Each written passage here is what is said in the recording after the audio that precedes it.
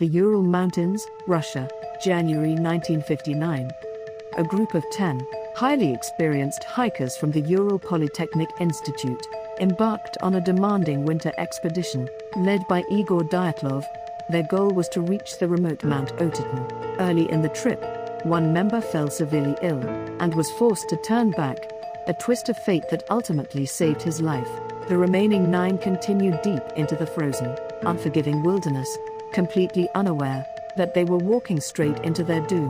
By February 1st, worsening weather and blinding snowstorms forced them to pitch their tent on the slopes of Kolat-Syakhl, a name that chillingly translates to Mountain of the Dead. In the local indigenous Mansi language, they were seasoned survivors. They knew exactly how to handle the extreme cold, but something unimaginable happened that night, when a massive search party finally discovered their abandoned campsite weeks later. The sight was baffling and utterly terrifying. The tent was half buried in the snow, but investigators quickly realized it had not been destroyed by an avalanche or a harsh wind. It had been violently slashed open from the inside. The hikers hadn't just calmly left the tent, they had fled in absolute, primal terror. 9 sets of footprints led down the treacherous slope, toward the dark, looming tree line.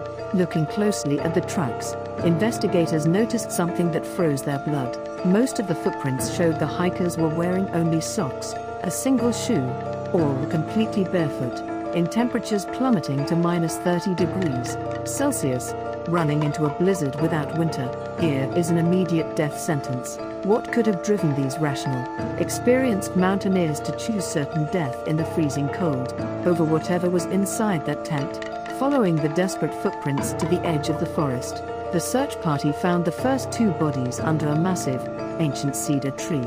They were dressed only in their underwear. Their hands were scraped raw, torn, and bleeding, as if they had frantically tried to climb the tree, to escape something on the ground, or perhaps to look back at the tent in the distance. Nearby, the bodies of Dyatlov and 2 others were found frozen in the snow, their bodies positioned as if they were desperately trying to crawl back to the campsite before freezing to death.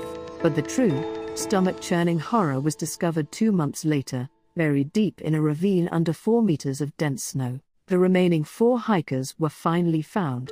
Unlike the others who died of hypothermia, these 4 had suffered catastrophic, brutal injuries. 1 had a severely fractured skull, 2 others had massive chest trauma, which doctors later compared to the crushing impact of a high-speed car crash. Yet, inexplicably, there were no external wounds, no bruises, no scratches to explain this tremendous crushing force. It was as if they were crushed by a massive, invisible pressure. Most chilling of all, one of the women was missing her eyes, her lips, and her entire tongue.